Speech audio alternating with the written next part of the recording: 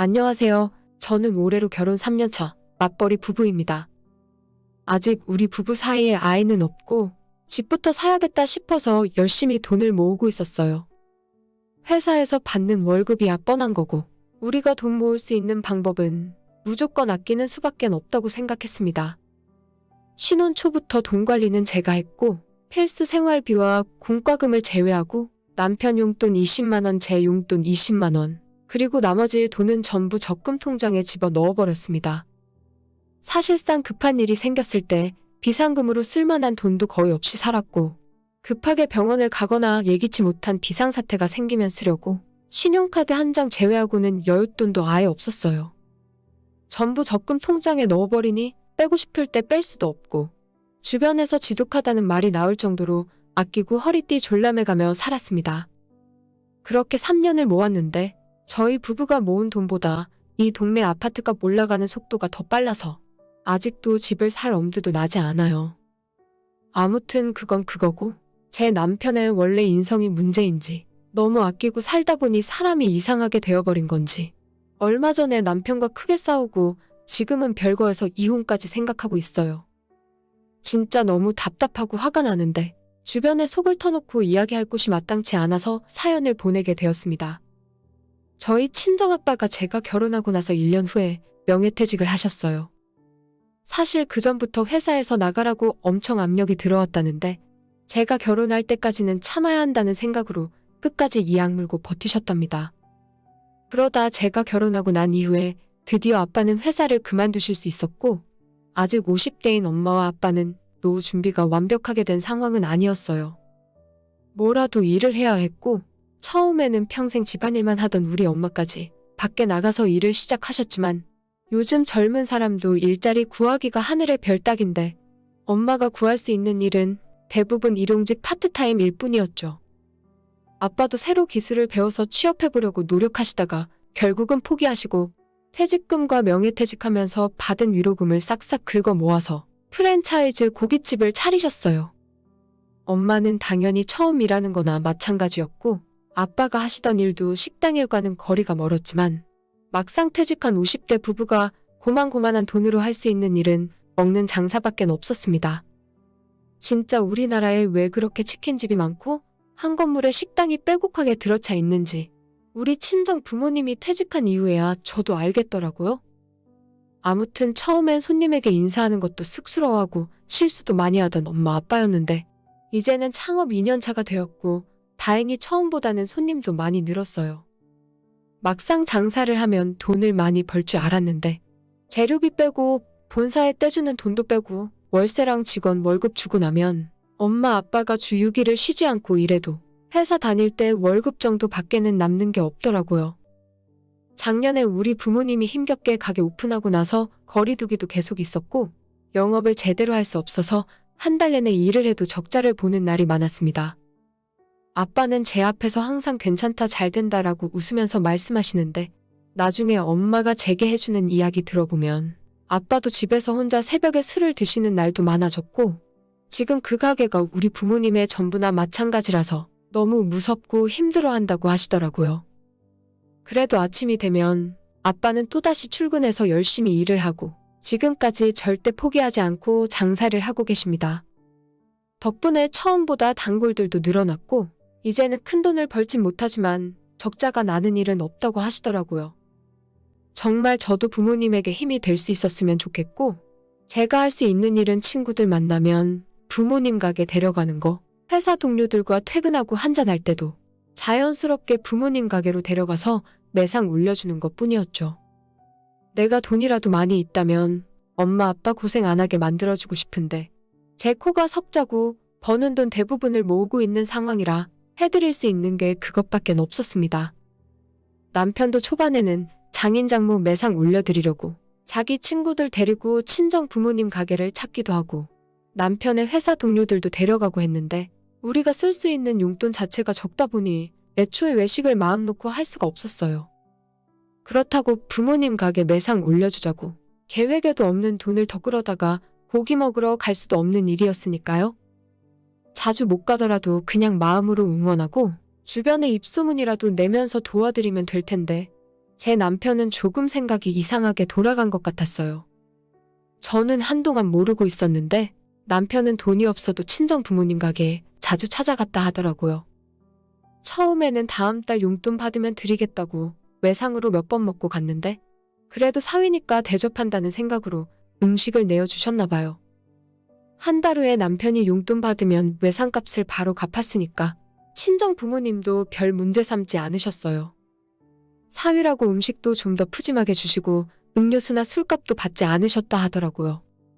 한 달에 2번, 3번 꼬박꼬박 왔다 가면서 외상거래를 했다는데 친정 부모님은 별일이 아니라 생각해서 저한테는 그동안 이야기도 하지 않으셨어요.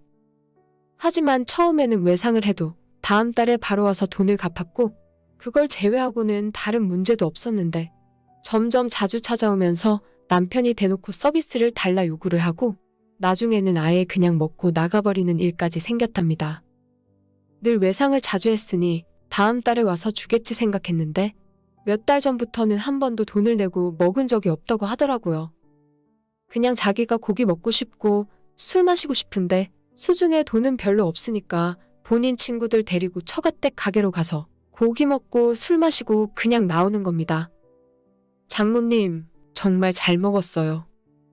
라고 말하면서 어깨 몇 번 주물러주고 그냥 나오니까 우리 엄마나 아빠가 사위에게 뭐라 하지도 못하고 한동안 벙어리 냉가슴을 끙끙 앓고 있었더라고요. 제가 그 이야기 듣고 너무 창피하고 화가 나서 왜 그동안 이야기하지 않았냐고. 지금까지 남편 놈이 처먹고 간 외상값이 100만 원이 넘었습니다. 얼마나 처먹었던지 그날 바로 엄마한테 입금해 주었어요. 다시는 남편에게 외상으로 고기 주지 말라고 이야기했고 그래도 분이 풀리지 않아서 저녁에 퇴근하고 들어온 남편에게 너 지금 미쳤냐고 친정 부모님 사정 뻔히 아는 놈이 거기 가서 공짜로 얻어먹고 뭐하는 짓이냐고 따졌습니다. 우리 엄마 평생 남에게 아쉬운 소리 한번 안 해보고 산 사람인데 오죽했으면 소심한 우리 엄마가 사위 찾아오는 것 때문에 힘들다 소리를 하겠냐고 화를 냈더니 그때 남편 반응이 완전 충격적이었어요. 장모님도 참 어이가 없네? 내가 언제 공짜로 먹겠대? 지금 내가 돈이 없으니까 외상으로 먹고 나중에 가져다 드리려고 했는데 그걸 너한테 바로 일러 바치냐. 남편은 자기가 더 기분 나쁘다는 듯 화를 내더니 앞으로는 더러워서 장모님네 가게에 안 가겠다 하더라고요.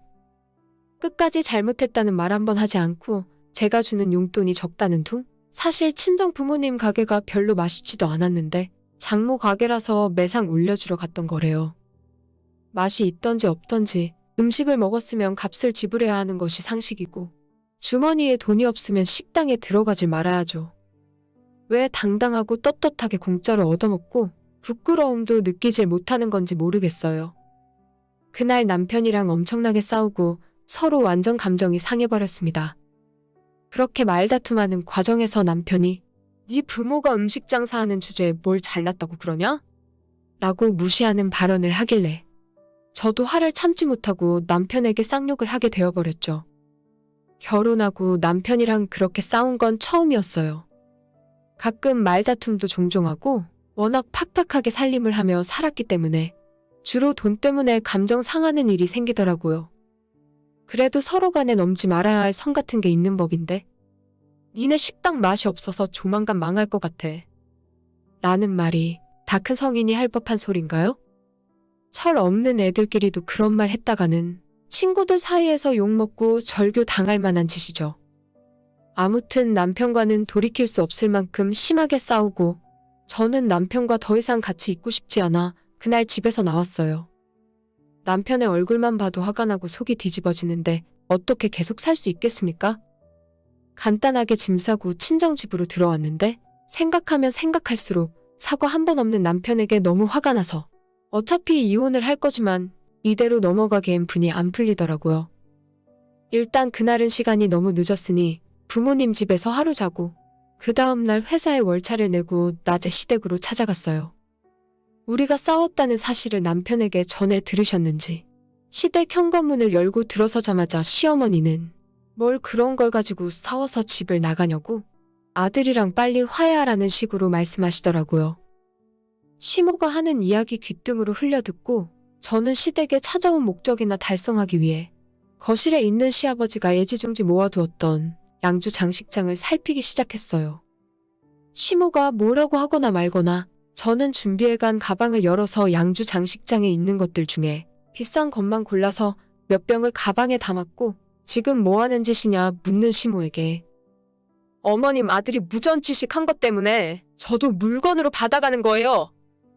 라고 이야기하고 챙겨간 수건으로 양주를 감싸 넣었습니다. 시모는 황당해하며 입을 떡 벌리고 그 광경을 넋을 잃고 보고 있더라고요.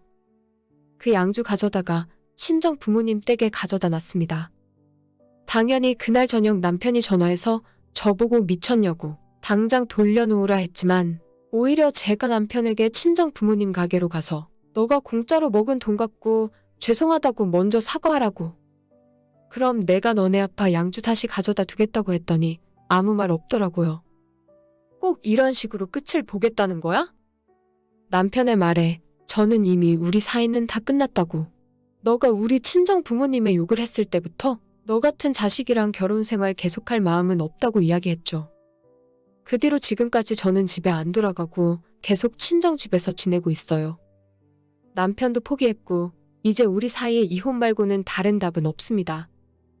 연애할 때는 데이트도 하고 가끔 맛있는 것도 먹으러 가고 좋은 추억들이 있었는데 결혼 3년 내내 돈 모으느라 아무것도 못하고 작은 돈 때문에 싸운 기억밖에 없네요. 이렇게 살았어도 아직 작은 집 하나 사지도 못하고 앞으로도 언제 살 수 있을지 모르겠어요. 억척스럽게 아끼고 살면서 돈도 얼마 못 모으고 하나도 행복하지 않은데 남편과 부부 사이까지 안 좋으니까 진짜 이 결혼 생활 더 해야 할 이유가 없습니다. 지금은 이혼 협의 중이고 며칠 안으로 서류에 도장 찍고 이혼하게 될 것 같아요. 결혼한 뒤로 하나도 행복하지 않은데 앞으로는 그냥 부모님 집에서 효도하면서 같이 살려고요. 오늘의 제 이야기는 여기까지입니다. 끝까지 들어주셔서 정말 감사드려요. 다들 행복하시고 좋은 하루 보내시길 바랍니다.